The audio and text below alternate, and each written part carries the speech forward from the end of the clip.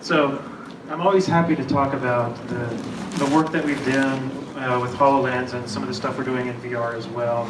Mainly because this project that I'll be talking about, we worked on with Stanford Medical, and out of my entire career, it's been my favorite project. It turned into a passion project for me, so I'm always happy to talk about this. So we'll get some introductions out of the way. Again, my name's Matt Witkamp. I've got my email up. I'll display it again. I have business cards if anyone wants to reach out to me. A little bit about me. I've been with Citizen since 2009. Our main office is up in Portland. And we've got another office in Seattle, and we've got a couple folks down here in Southern California. So, and I am leading our emerging technology efforts at Citizen. I've always been passionate about technology. My background is user experience design, but I've always been tinkering with the tech. Every once in a while, I'll get my hands dirty with code. I know enough about coding that I'm dangerous, because I think I know what I'm doing, but I don't. And then I've been doing user experience design for about 20 years. So, enough about me, a little bit about Citizen. So we're similar to MJD, strategic design and technology company. We really focus on getting the most out of our digital experiences and making it work harder for us so we can create that value, so we can be more lazy. No, it just doesn't. Founded in 2005. Our background, or our roots, are deepest in mobile. We've worked with a lot of companies throughout the years in a lot of different areas: front end, back end, hardware, software. You know, we've touched just about everything. And I also wanted to talk a little bit about our approach. Everyone's familiar with user-centered design, right? It's been around for 30 years.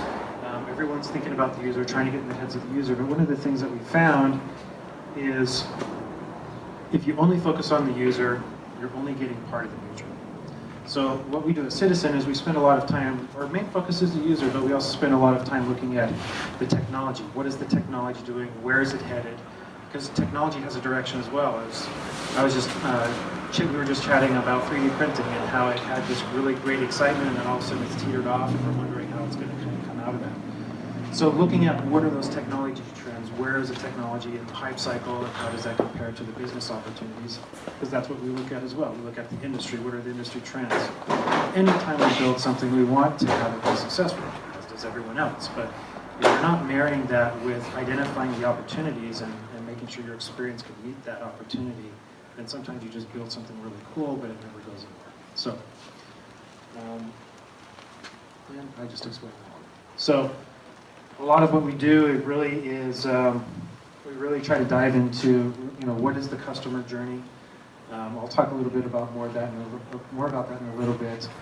Uncovering new opportunities, oftentimes in the middle of the process, exploring what is the journey, what is the user's journey, what are their needs, what are their desires.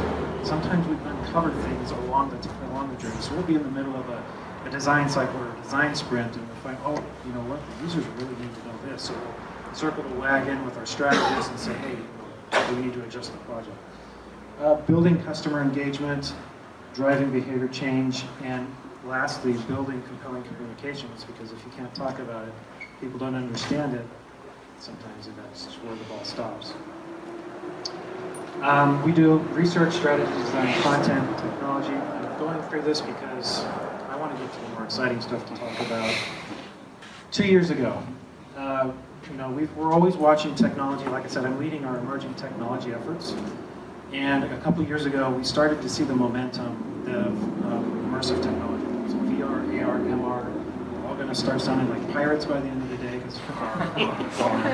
But, we saw the momentum that was coming, and so we decided to invest. And as part of that effort and part of that investment, we went through the agency partnership program with Microsoft.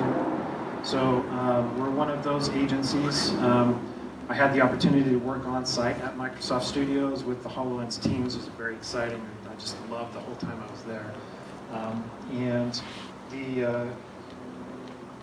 Having gone through that program, we gained a lot of insight from the HoloLens team, because we're talking and working with the guys that created it and the guys that just those core team members. So again, just really exciting for me and also just for our company. So I wanted to get a sense of who's here. I got a little bit from our introductions just a second ago, but Who here has used a HoloLens before? Raise your hands. Almost everyone. Who has used a HoloLens more than 10 minutes? Okay, less. All right. Did I say less or more than 10 minutes? Who's used a HoloLens more than 10 minutes? Okay, all right. How many of you are familiar with the capabilities of HoloLens? Okay, all right, so we'll touch on next. I'm finding out what people know so I don't waste everyone's time. How many of you consider yourselves new to immersive technology, VR, AR, etc.? Okay, so a few. All right. Designers? I'm a designer. Developers? All right. And how many are here just for the free food and beer? I'm expecting everyone's hand up. All right. So let's talk about capabilities real quick. I'm not going to go into a lot of detail. A lot of that stuff's available online. But again, this discussion is about the user experience, the user's perspective. So, of course, HoloLens, it's a self-contained computer. It fits into the Windows 10 stack, which means if you write a Windows UWP, I always get that mixed up. If you write a UWP app, it'll run on HoloLens. It has 3 processors in it, a CPU, GPU, which most everyone's probably familiar with. It also has an HPU, holographic processing unit.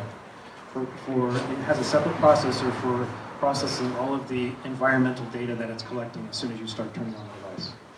It has fully network enabled, Wi-Fi and Bluetooth, but the two capabilities that the HoloLens has that I think are most important for users is number one, it's untethered, so I can walk around anywhere. This particular device has a spatial map of my entire house because I'm always walking around. I remember that. And then the spatial mapping. So spatial mapping is what HoloLens uses to be able to detect where are the floors, where are the walls, and being able to surface that data to the experiences so that you can have applications that interact with that. A lot of you've probably seen RoboRaid, which is the robots breaking through a wall, defending the Earth from another takeover. And the way that the HoloLens is able to know where to put the robots breaking through is because it knows where the walls are. So I've got a picture of this little guy here. This is my son. I'm a little jealous of my son because his dad has all of the latest technologies, and he gets to play with it before any other kid on the block. So like I mentioned, as soon as you turn on the device, the HoloLens starts mapping the environment. It's called spatial mapping. And my son, one of the things that he does is he just loves to help me when I work. And even though the level of helpfulness is still to be determined, but one of his favorite things to do is called crazy animals. And so one of the things I can do with the HoloLens is I can launch an app, I can create an experience, and then I can put it in 3-dimensional space, and the HoloLens remembers. I can turn it off, go away, and come back, and it still remembers. I was in Portland this morning, and last week up in Portland was Design Week. So I was up there, 2 weeks ago. So I was up there 2 weeks ago for Design Week. I was demoing the HoloLens. I had a bunch of stuff around the office. This morning, I go into the office, I turn on my HoloLens, and oh, there's that dog that I placed there 2 weeks ago. I remember, as soon as I walked in the space, I recognized it. So, how many of you are familiar with the Kinect sensor? Comes with some of the Xboxes. So one of the things that the Microsoft team did, real quick, is my volume okay? I feel like I'm coming in and out. Louder. Loud? Okay, I'll hold it closer. Is that better? Much better, thank you. All right. I think the level's okay. Okay. Does it go to 10.5. So with the Microsoft team, they had the Kinect sensor. What the team did is they took all the stuff they had learned from that sensor and put it into the HoloLens. So that's where some of that magic comes from. And so let me show you a little bit of what I mean. So bear with me just one second.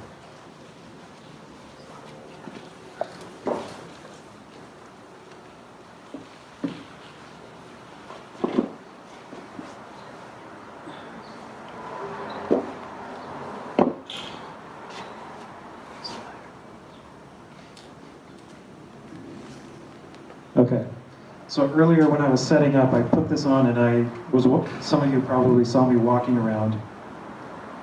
and I was starting to build a spatial map of MJD.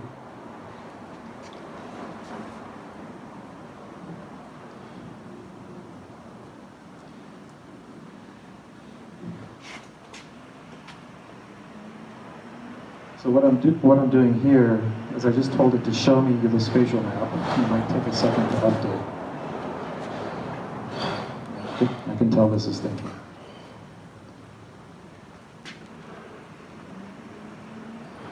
And there's always something that goes weird on the demo.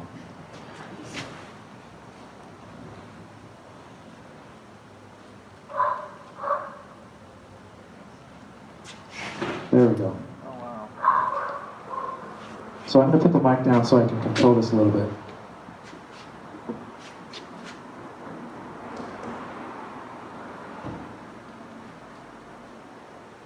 So as I rotate this around, you can see my head right here. You can see it's detecting the TV.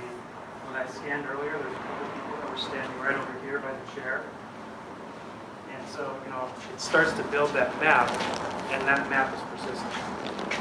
So I'm also going to show you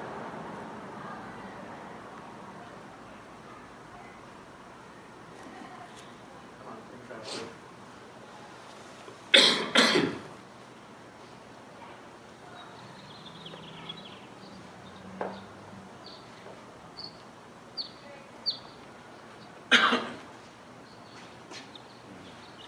Okay, there's a little bit of a delay when I move my head, but I just wanted to show you what I meant by crazy animals.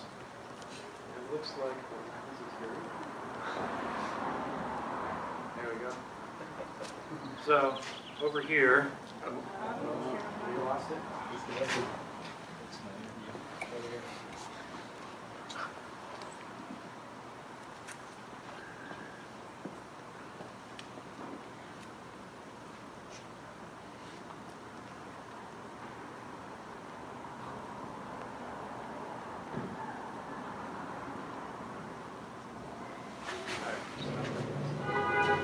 Try the low.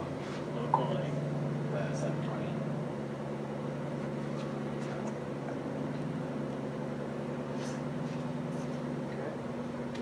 All right.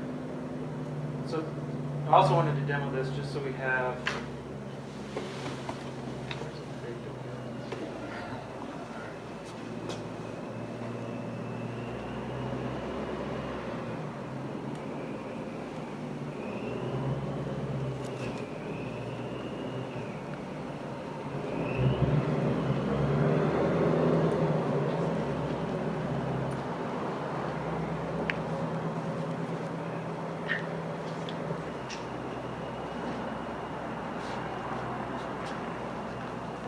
Everyone that's familiar with HoloLens already is like, all right, let's get this.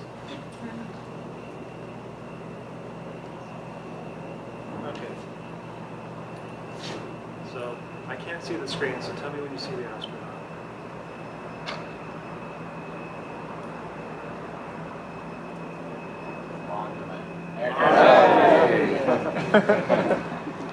So floating up above you is up above there is an astronaut. You want to see it, right? Okay. But another thing to call out about the capabilities of the device is not only does it have a spatial map, but it also uses occlusion, which means if there's an object that blocks where you might see something, then you're not going to see it. Because if I walk over here.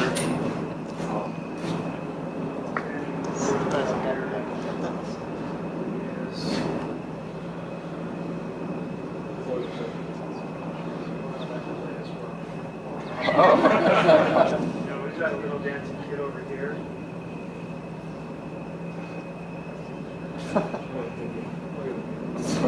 And then I'll go over here so that it comes up on the film, but we've also got a little puppy and a monkey eating some pizza. So just to show some of the capabilities of the device, it creates some really kind of interesting experiences. Let's move on.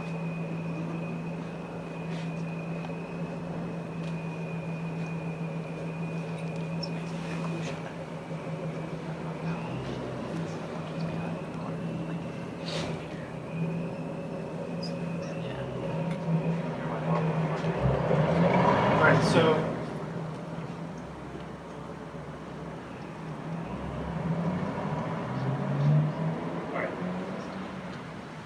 So moving on beyond some of the capabilities, if anyone wants to talk more about capabilities, I'm always happy to chat, geek out on that kind of stuff, just let me know. So also for those that are new to HoloLens, just to give you an idea of where HoloLens fits within relation to some of the other immersive technologies out there. We've got a continuum here from virtual reality to physical reality, and then desktop performance to mobile performance. Again, HoloLens is untethered. Thank you.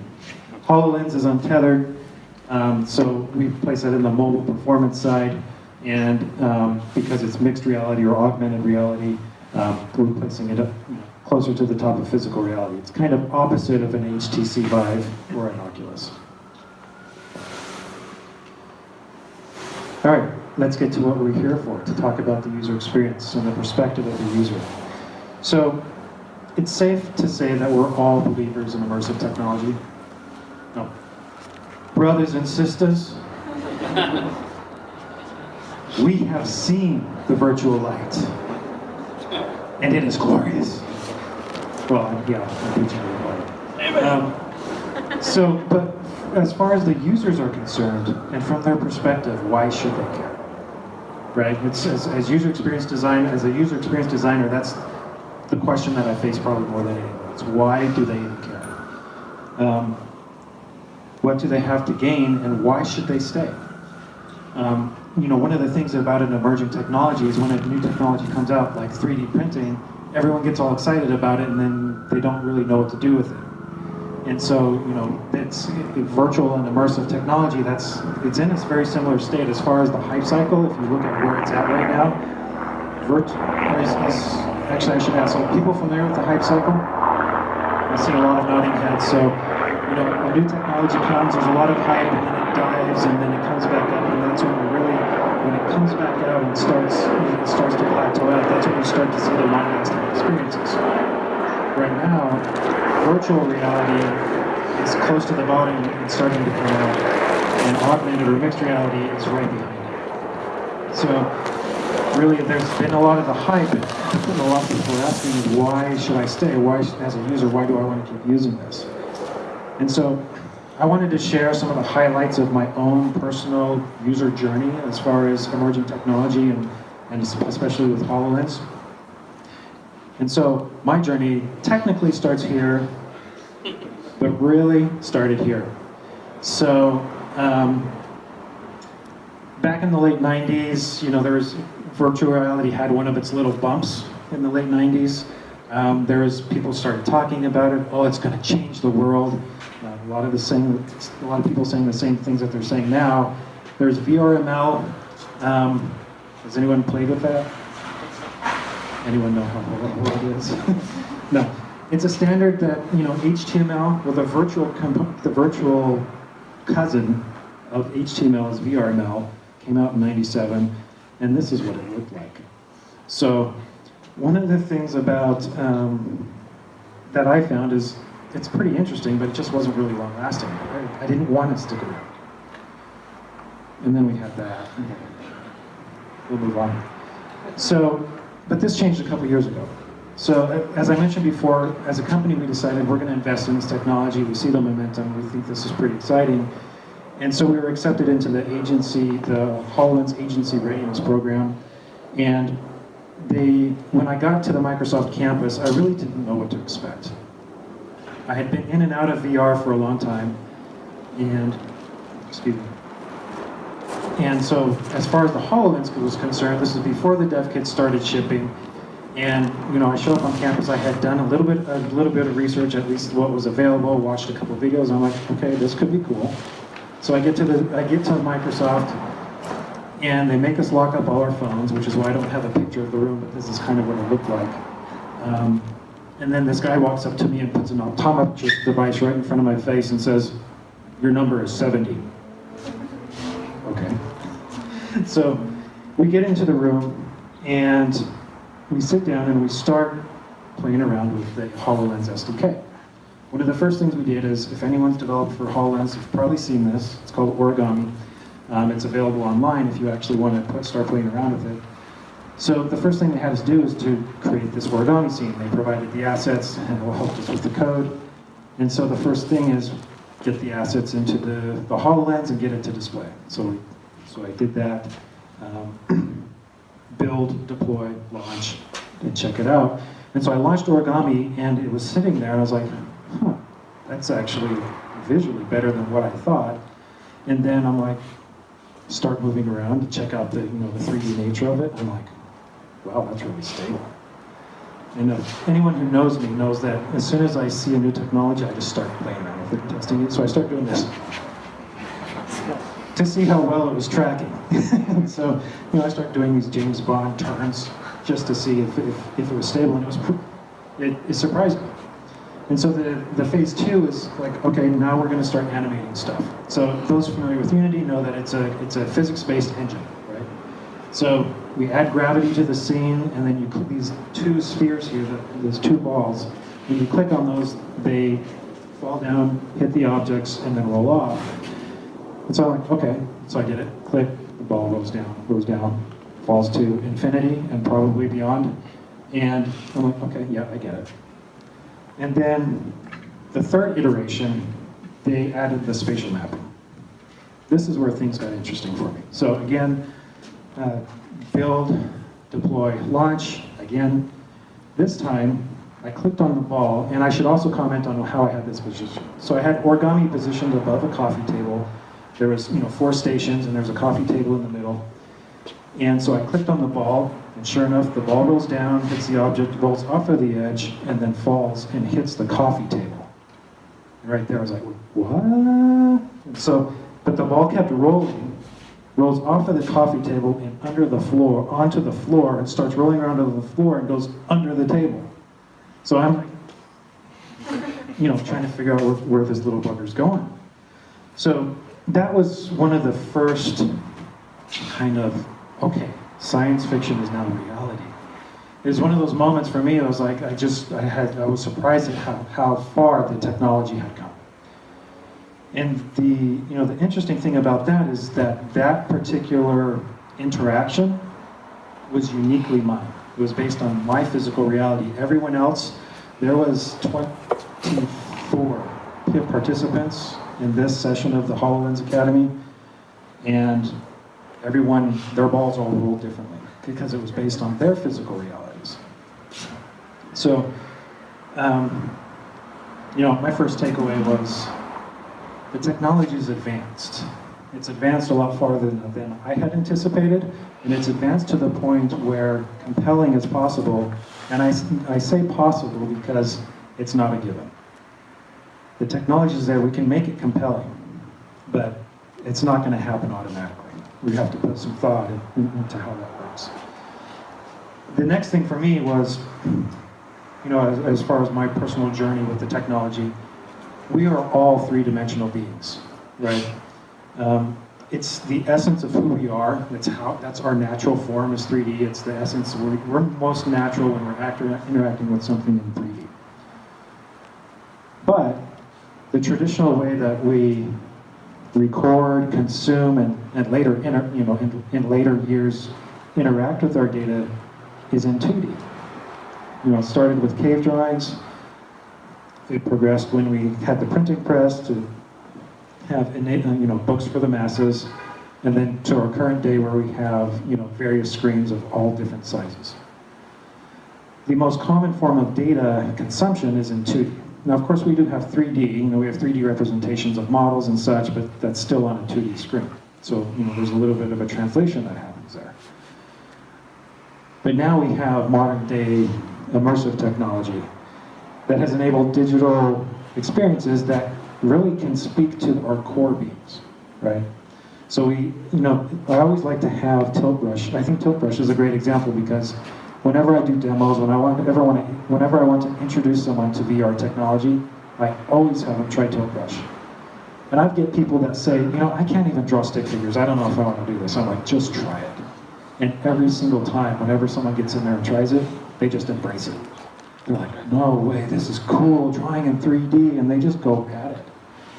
Even the project managers at my company that just avoid drawing anything at all costs, they were totally into it, and creating all these crazy sculptures and virtual sculptures. And with Tilt Brush, you can take a picture and take it home, and everybody wanted to take their creation home, so they were all creating these little GIFs and capturing images. So, these types of experiences, what I'm starting to see is that a lot of people just embrace it. And when was the last time we had a technology that was embraced like that? It's probably when the iPhone was released, right? So, there's something there. Another kind of pivotal moment when I was working on site at the Microsoft Studios is Fragments had just come out. Has anyone here tried Fragments? A couple of you? Okay. So Fragments is an interactive mystery game where there's a kid that's been kidnapped, and it's your job as an investigator to go find out what's going on. And there's this new sci-fi technology that allows them to capture memories and replay them. So there's a scene here, it's kind of a partway into the scene where there's this kid that's kneeling down on the floor, and this guy comes in with a gun and starts, the kid's crying and the criminal wants him to shut up, so he starts shooting. And then it freezes in time with this criminal pointing a gun at this little boy. Now this probably resonated with me because, you've seen my son, he's 3 years old, and I'm just like, but it freezes in a moment, and I'm standing there and I'm looking, and this criminal, he's life-size. And so it really impacted me in that moment. Again, having an experience that can resonate really is a demonstration of the potential of immersive technology. So, resonating with our 3D being. So, one of the credos that I have personally as a designer is just because you can do something doesn't mean you should. Right? So, if there's any Microsoft people here, I'm sorry, but has anyone seen this video? Okay, I'll describe it. So you can see there's two people here. Of course, it's Seahawks because it's Microsoft up in Seattle.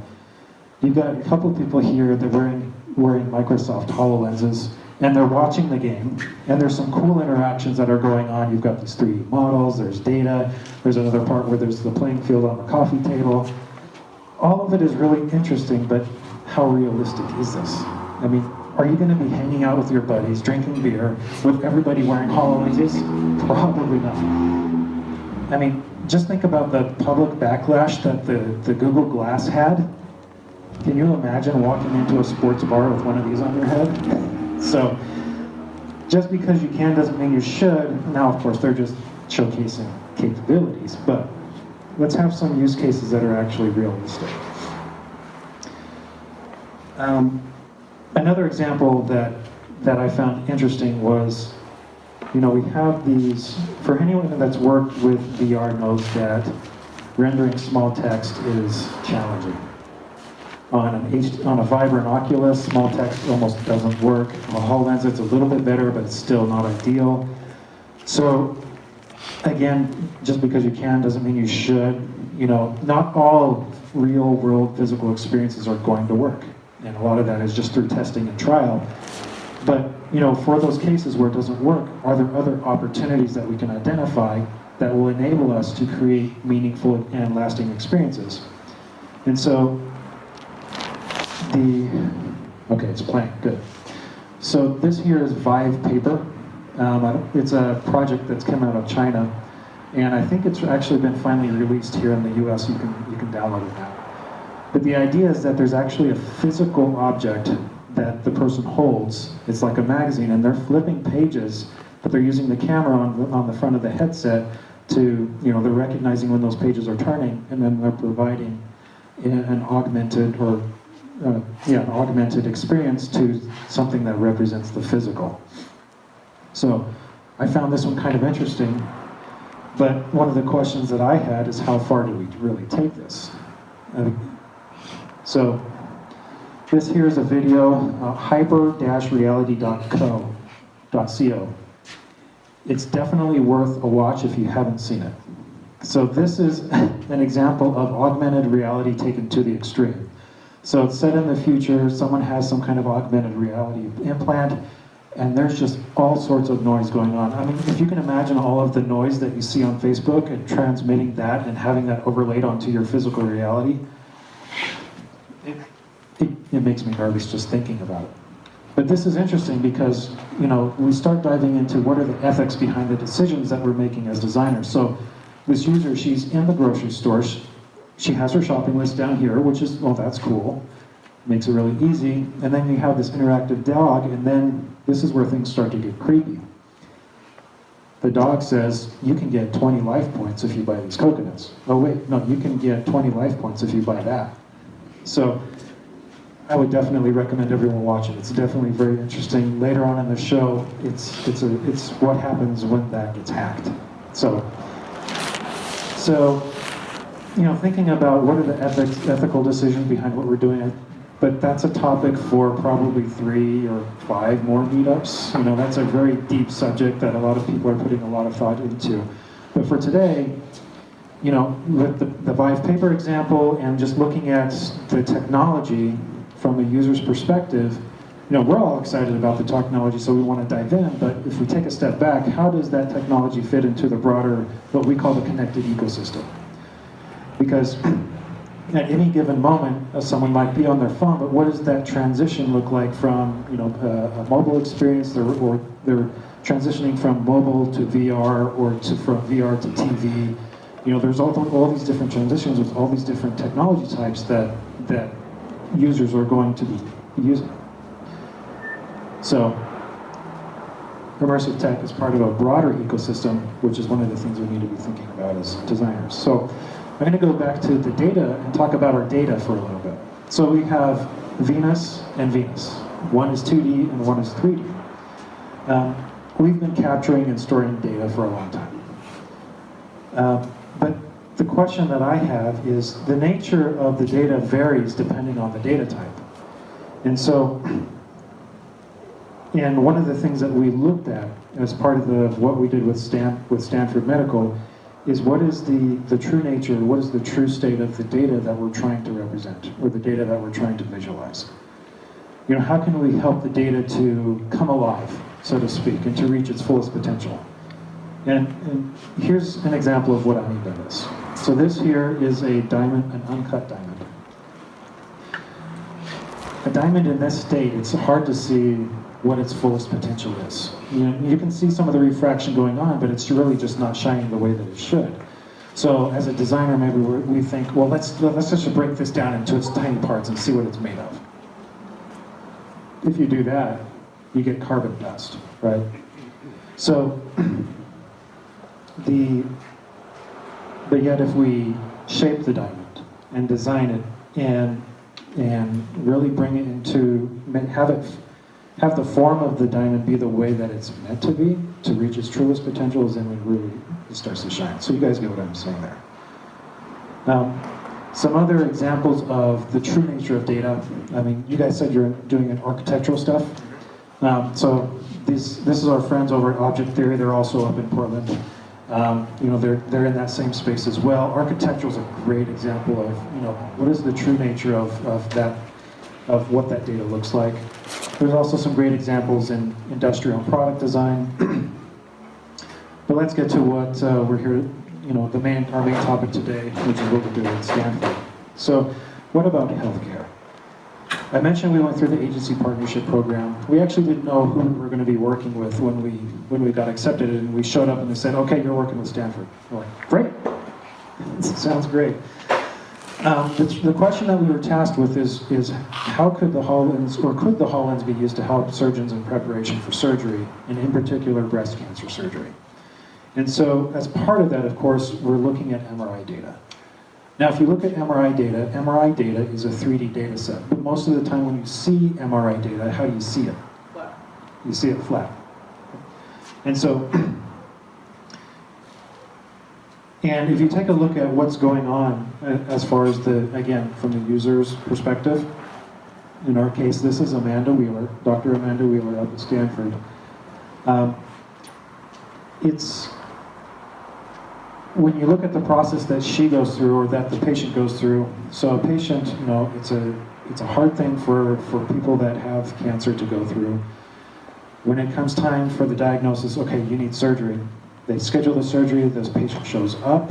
2 days before the surgery, they do the MRI. The radiologist takes that data identifies the location of the tumor, and then sends images over to the surgeon, who then, does their preparation. So this patient comes back for surgery, they're on the table, the surgeon's looking at those images.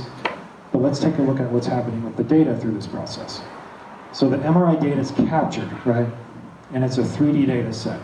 The radiologist takes it, and he's looking at it on a screen, which is 2D, and he can look at the MRI in 3D. They have ways that the software, MRI software has ways of rotating it, visualizing it in different ways, but he does this thing to identify the location. But what he sends to the surgeon is almost always two-dimensional images. They call it significant images. And so when it gets to this point, where Dr. Amanda is in the surgery room, she's ready to start doing her thing, she's looking at two-dimensional images, and what's going on through her head is she's rebuilding and reconstructing a 3D model of where she believes that the tumor is. So the question is, what's lost in translation? We're going from 3D to 2D to reconstructing into maybe 3D. So this is where we had, we saw the potential for the HoloLens. So here's a video of, you can see kind of what that starts to look like. What we're doing is we're taking the MRI data and we're putting it on top of the patient. And this is just one of the different views. There's lots of different views that we can start to dissect and represent this data.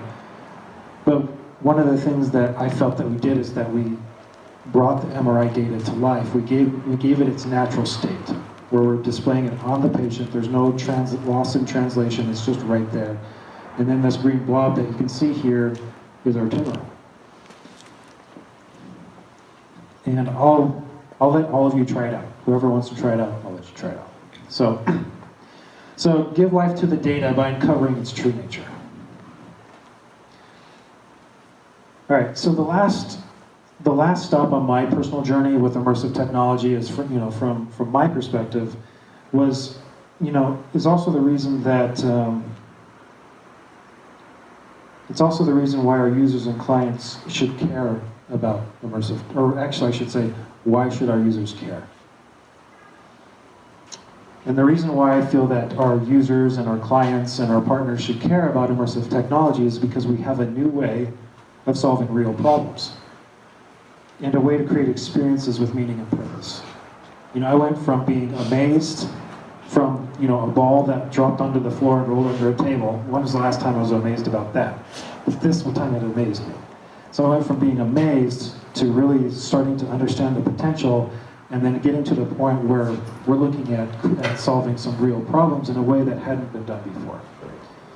And so, just to also give everyone an update on this project, this particular project was a proof of concept, and they started human testing on it about a month and a half ago. So we're very anxiously waiting to hear the results. So with what we were trying to do, of course, we're trying to create a better outcome based on what the normal procedure is.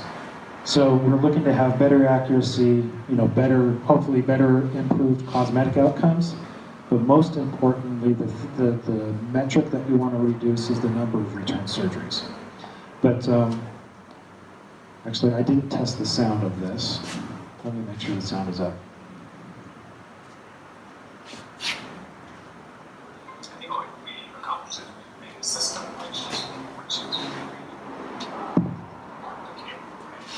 that's what we want to show us what's going on inside the breast and shows it to us accurately and to the best of what we can demonstrate so far, right? It seems to actually show us what's really going on there. So it's able to take the MR information and present it in a way that is accurately depicting where it is in the breast. That's the most important thing.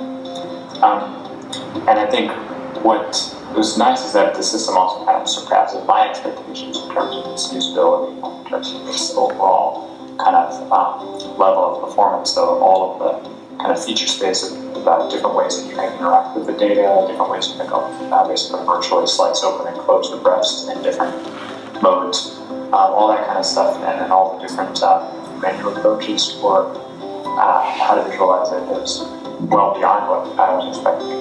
Because it's so stable, it's immersive. Like you feel like it's there. There's no, you don't feel like it's a picture that's being superimposed. It actually feels like it's part of the contour of the phantom.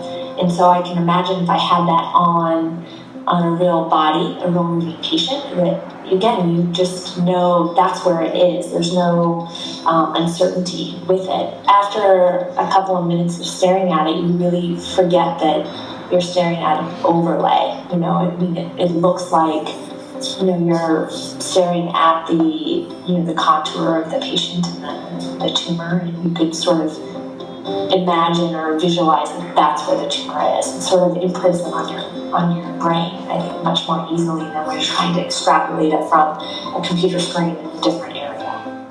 Thinking, wow, it's been almost a year of working on a project that really has an impact to revolutionize the way not just I operate, but actually it's going to be applicable to multiple different surgeons in the way they operate. I think for surgeons, we don't have anything even close to this.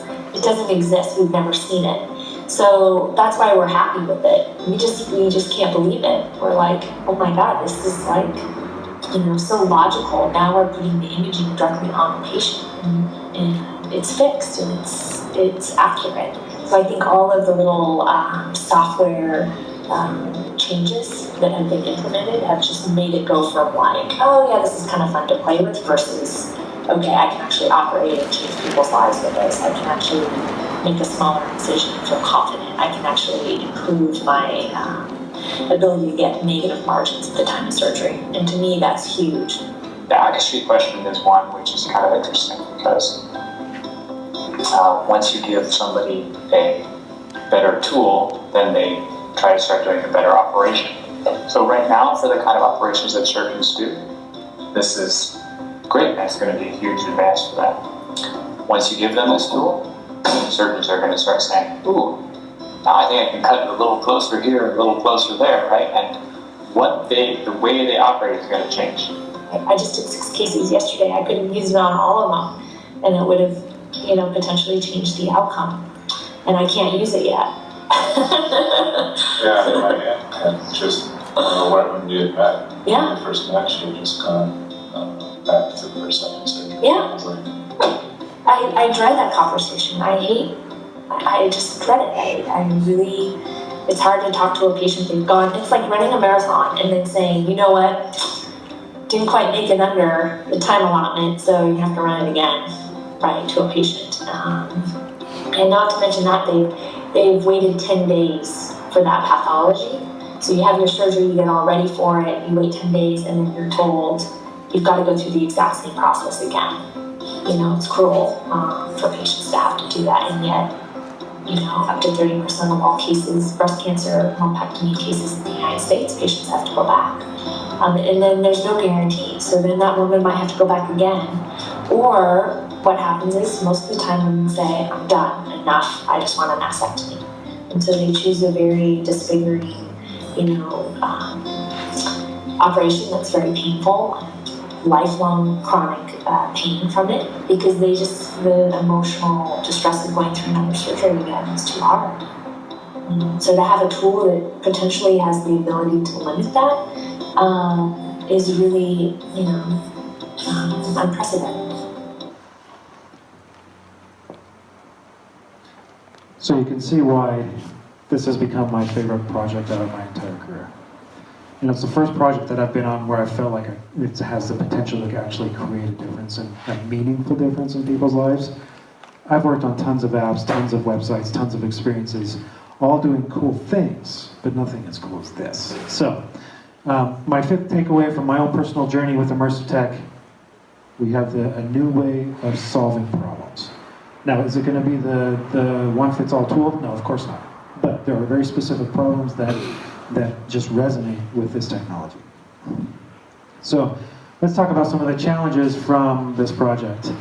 By far, one of the biggest challenges was figuring out the cadence between design and dev.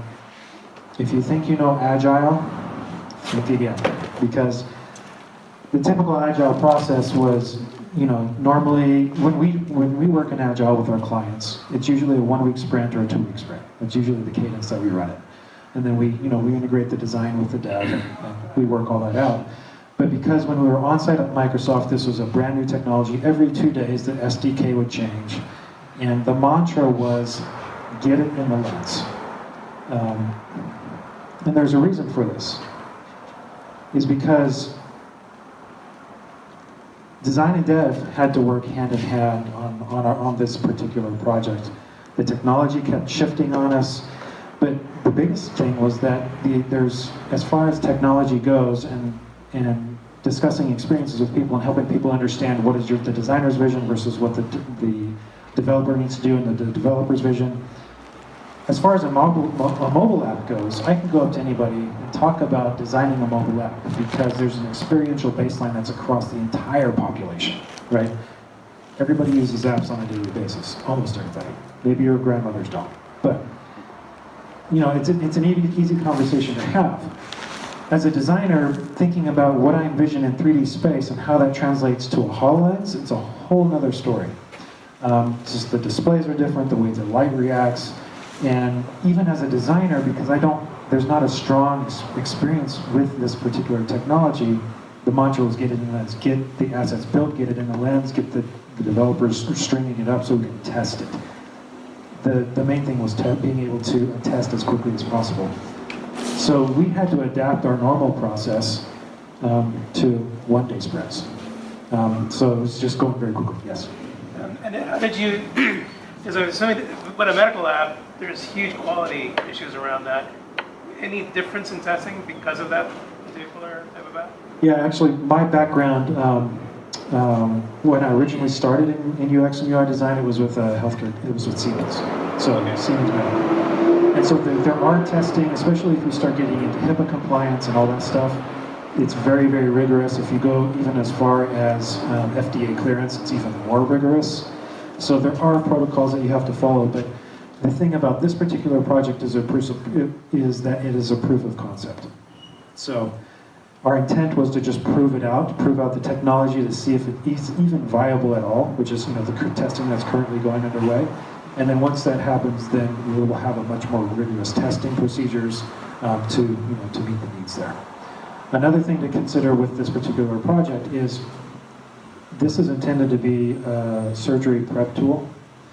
There's been lots and lots of conversations on how to use it during surgery, but as soon as you cut the flesh deforms. So there's a lot of considerations to make. So as a surgery prep tool, there's less testing that's required because, for example, the loops that the magnifying glasses that surgeons wear, those don't have FDA clearance. There's lots of things that doctors use to help aid them that don't have like these really stringent requirements around them. They're just tools that have been in use for a long time. So because it's a prep tool, the testing, those requirements are less. Yes. What is the sensitivity? Like how many millimeters are you? I'll get to that in just a minute. Okay, so just for this project, because the lack of experiential baseline between all the parties involved, really testing as quickly as possible. We really had to accelerate our cadence. The next challenge the next challenge that we faced, and this is actually a good challenge, it's the challenge that we face with any project, is getting in the minds of our users. So again, this is Dr. Amanda Wheeler. And as a user experience designer, this is something that I spend a lot of time doing. Before I start sketching out, before I start just putting wireframes or doing anything, I need to understand what's going on in the heads of the user. So what are their needs? What is it that the surgeon needs to do? And what thoughts are they having? What are the decisions that they're making? And it turns out that for this particular surgery, there's a very particular decision point that the whole experience had to drive to. And more importantly, when they're making these decisions, what's going through their heads when they're doing that?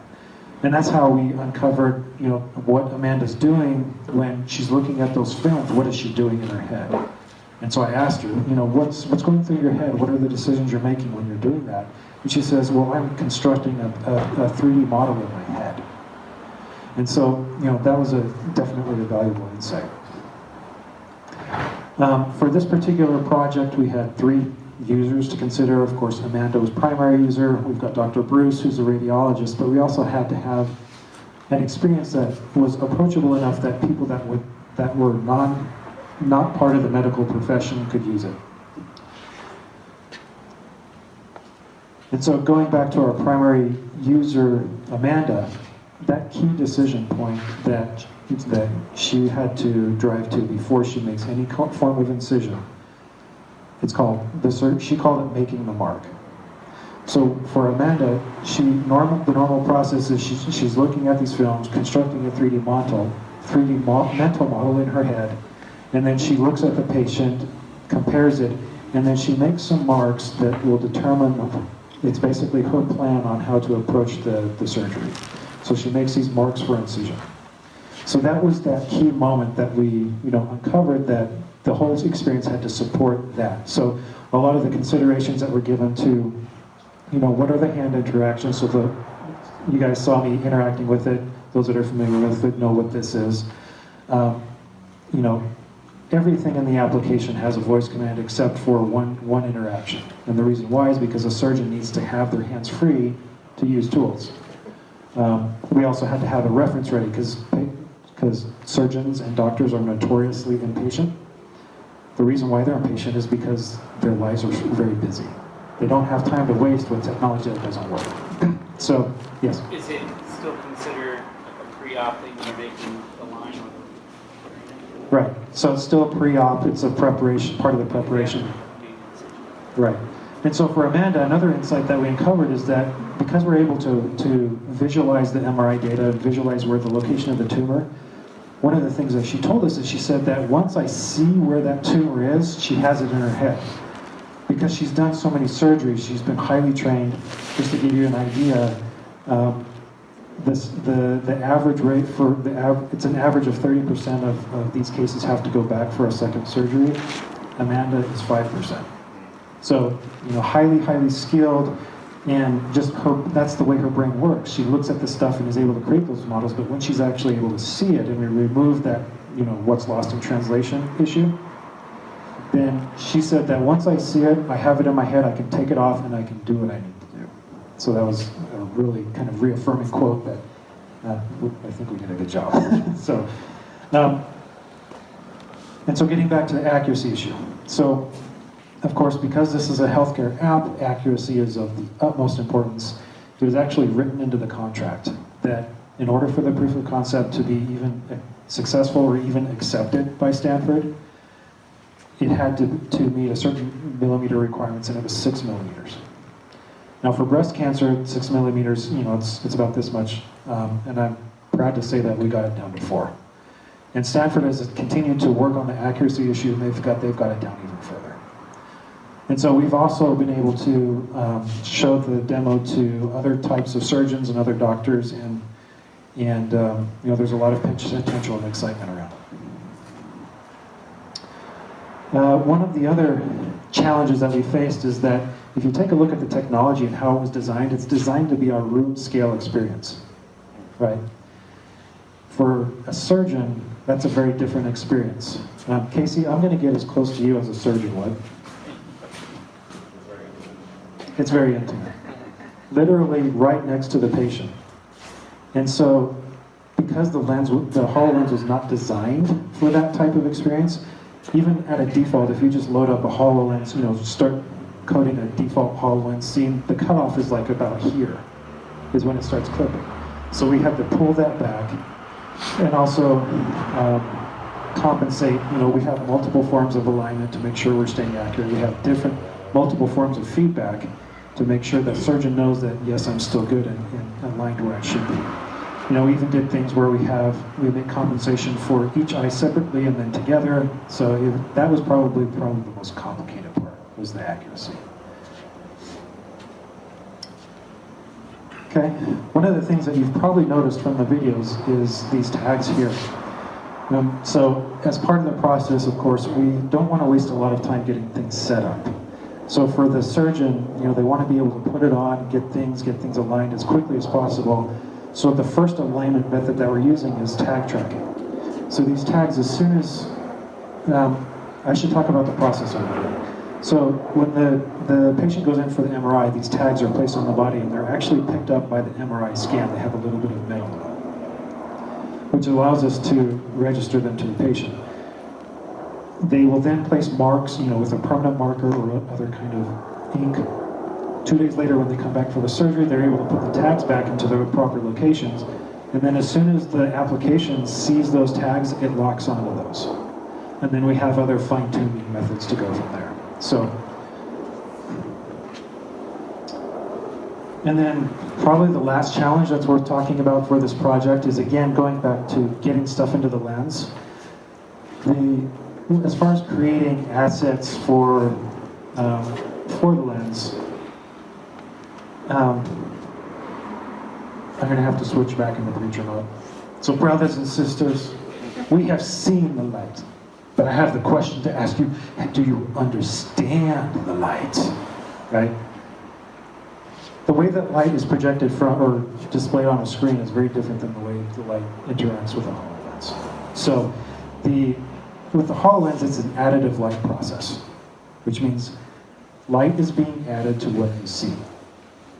So from a designer's perspective, and when you start creating 3D models and other various assets, what that translates to is there is no black.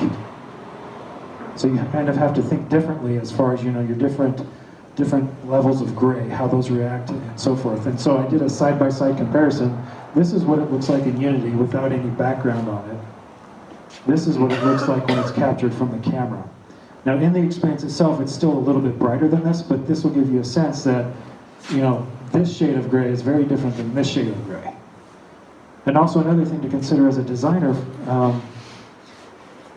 because there's no black, that means that there's no way, in order to create black, you would have to block the light, and the HoloLens doesn't have that capability.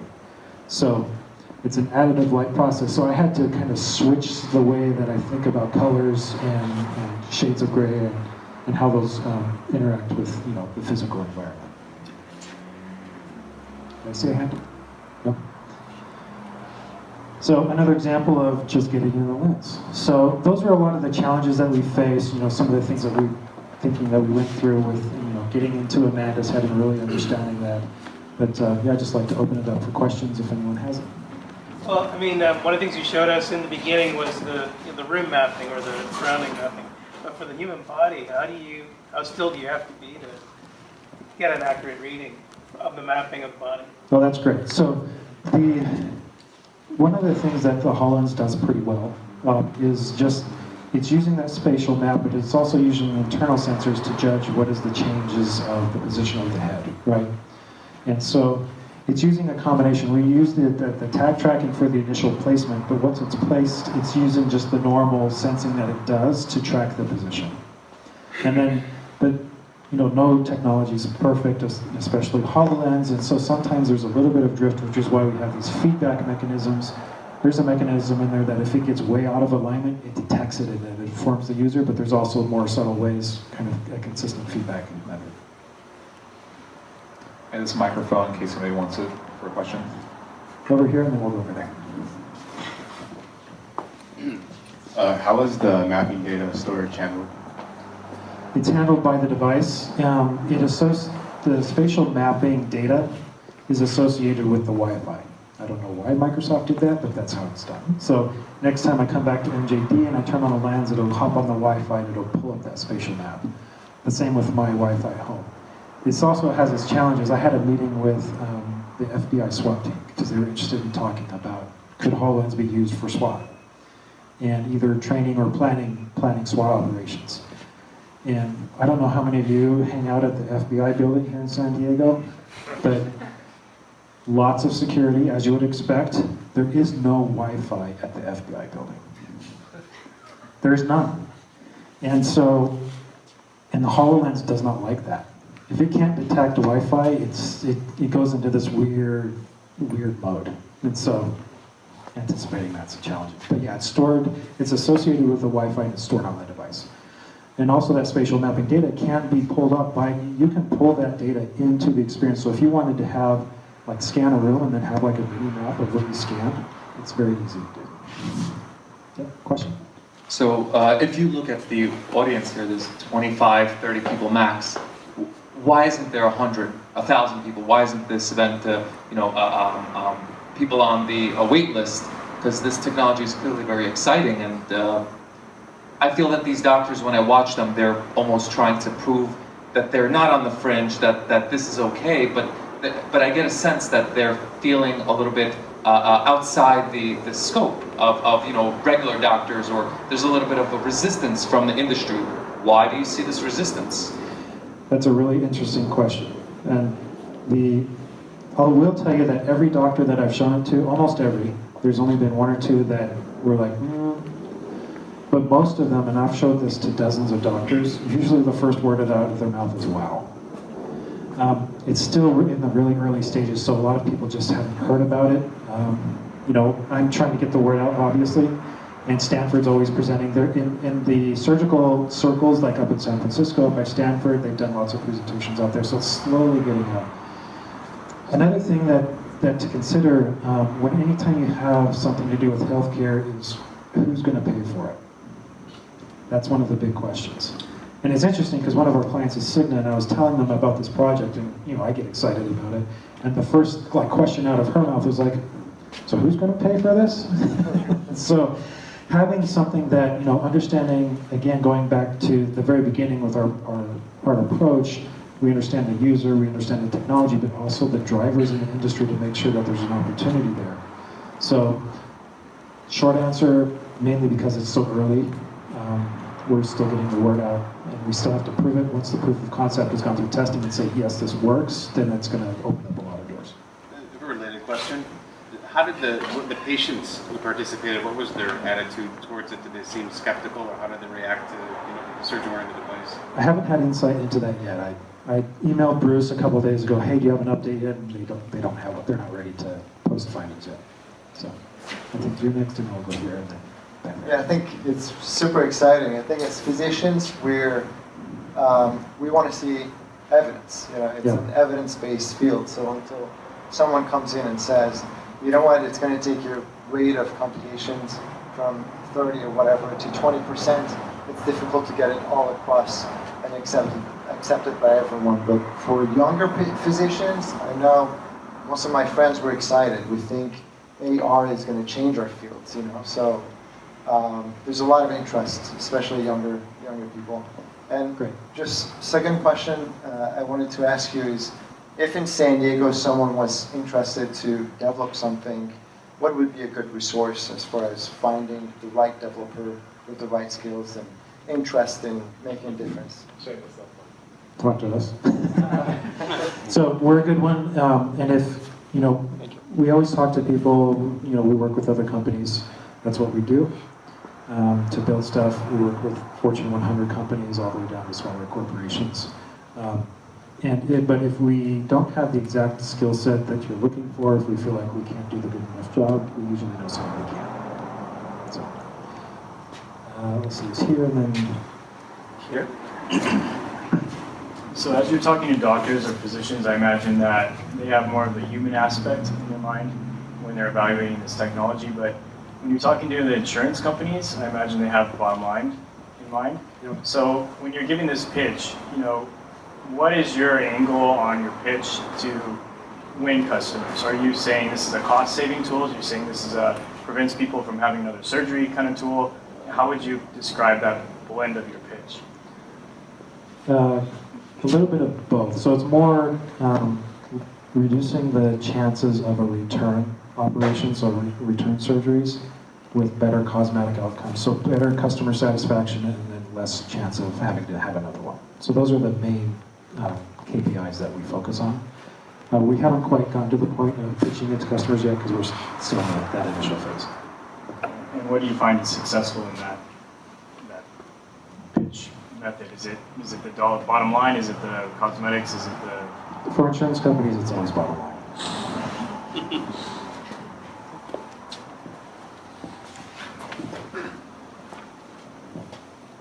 So the technology, in the example you use data from an MRI image.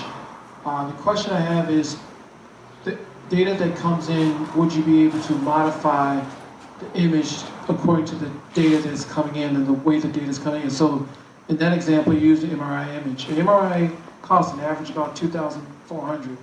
Would you be able to perform something like that on a less expensive procedure, say like a CAT scan, which costs us $1,200? You're still receiving information and data about the image you're trying to create, but it's on a slice. Would you still be able to produce something like an image like that? Yes, and we have pulled in CT data into this app as well and rendered it as well. So yeah, we've been testing that, and yes, it's possible. Is there a second question back here?